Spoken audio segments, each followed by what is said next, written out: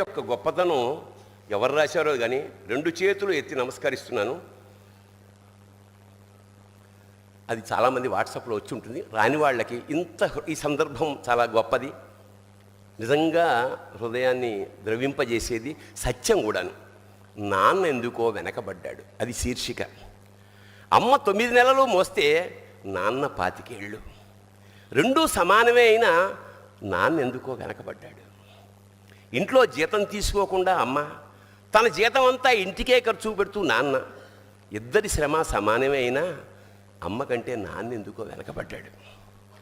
ఏది కావాలి అంటే అది వడ్డీ పెడుతూ అమ్మ, ఏది కావాలంటే అది కొని పెడుతూ నాన్న, ఇద్దరి ప్రేమ సమానమే అయినా అమ్మకు వచ్చిన పేరు ముందు నాన్న ఎందుకో బాగా వెనకబడ్డాడు. ఫోన్లోనూ అమ్మ పేరే, దెబ్బ తగిలినప్పుడు అమ్మ అని పిలవడే, అవసరం వచ్చినప్పుడు తప్ప మిగతా అప్పుడు గుర్తురానందుకు నాన్న ఎప్పుడైనా బాధపడ్డా ఏమో. ఇద్దరూ సమానమే అయినా పిల్లల ప్రేమను పొందడంలో తరతరాలుగా నాన్న ఎందుకో వెనకబడ్డాడు. అమ్మకి మాకు బీరువా నిండా రంగురంగుల చీరలు బట్టలు, నాన్న బట్టలకు దండెం కూడా నిండదు. తనని తాను పట్టించుకోవడం రాని నాన్న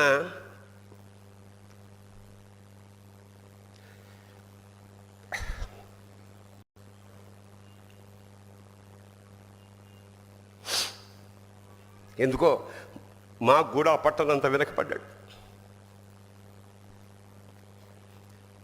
అమ్మకి అన్నో కొన్నో బంగారు నగలు, నాన్నకి బంగారం అంచున్న పట్టు పంచి ఒకటే.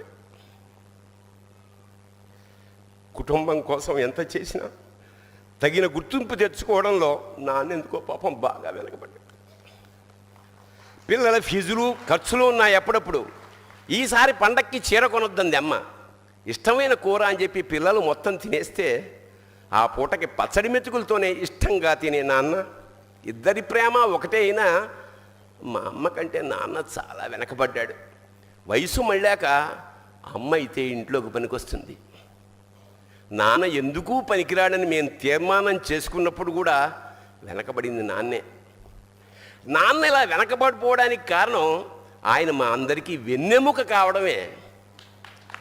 వెన్నెముక వెనక ఉండబట్టే కదా దన్నుగా నిలబడగలుగుతున్నాం. ఇదేనేమో నాన్న వెనకబడిపోవడానికి కారణం. శివోహం.